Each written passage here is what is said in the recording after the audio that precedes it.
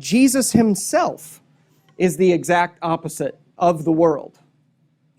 Look at where Paul goes next. If you were to ask, why?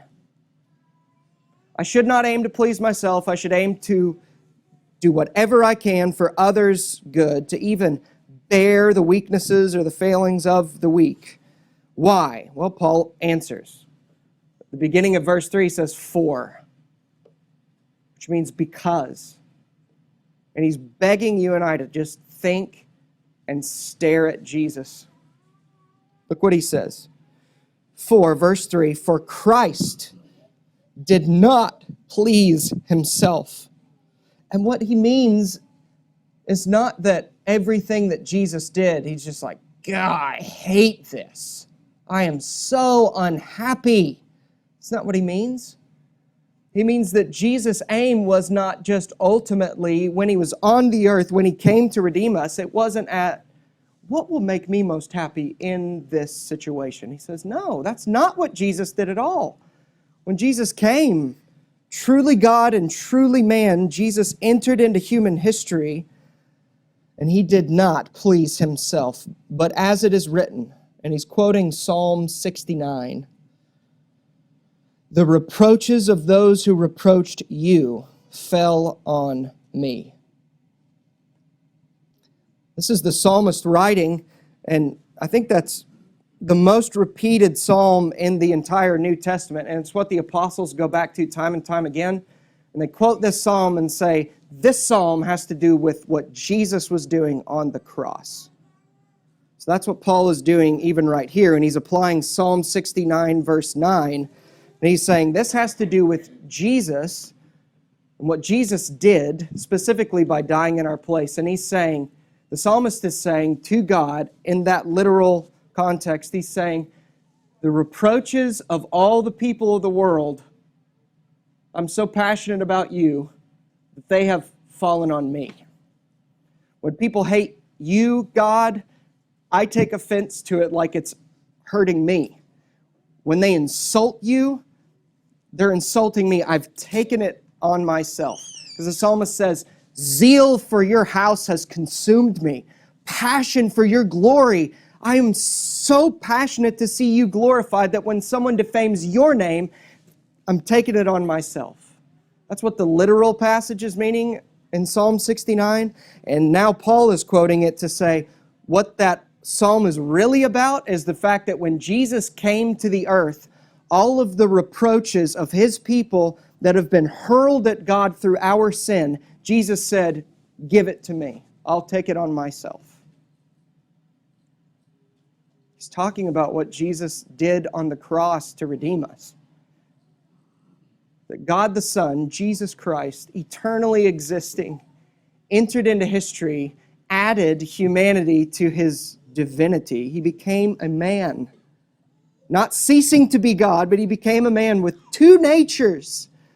And he did that ultimately so that all of the sins of all of the people that will be redeemed, Jesus said, put it on my back.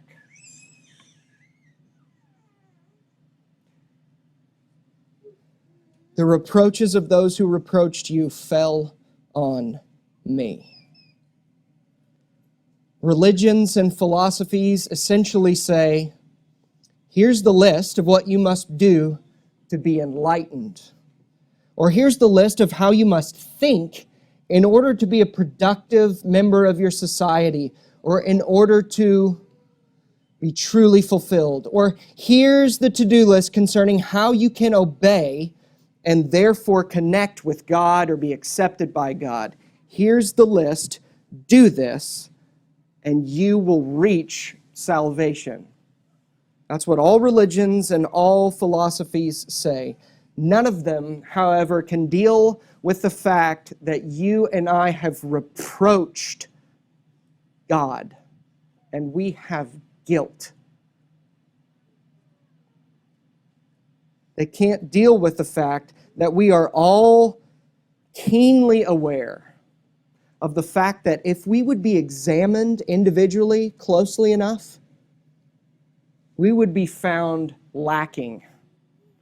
we would be found as those who have reproached God. We would be found as those who are owed nothing but judgment for our sin. We all know that's true.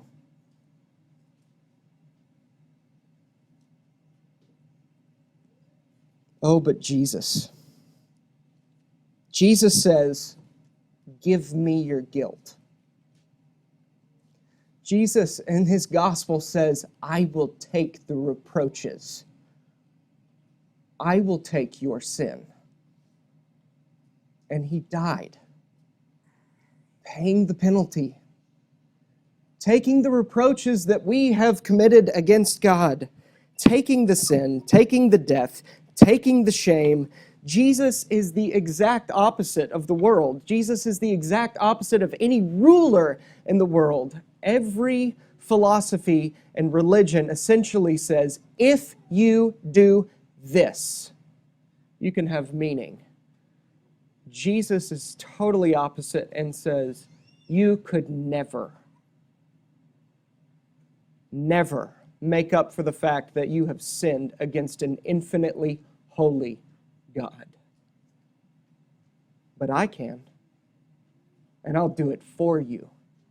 Give me the reproaches. That's what Jesus says.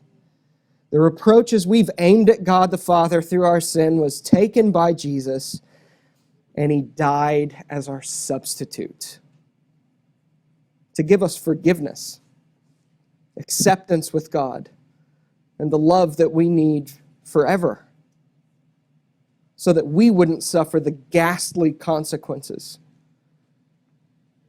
Paul uses that example.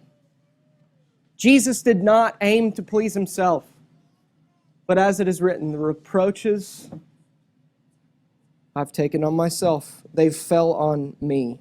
He uses that. This is what R.C. Sproul says. Paul directs the Romans, and you and me, to the supreme example of Jesus. He was willing to suffer the reproach of the world and not please himself so that his people would be redeemed and edified, built up, which is so unlike our natural selfishness. And so Paul uses the gospel to motivate us. We who are strong have an obligation to bear the weaknesses of the weak, and that's exactly what Jesus has done for us. Why do we do that? Because it's right? Absolutely. But more importantly, because it's exactly what Jesus has done to redeem us, and therefore, living to the glory of God looks like treating others, so far as you're able, in the same way that God has treated you in Jesus.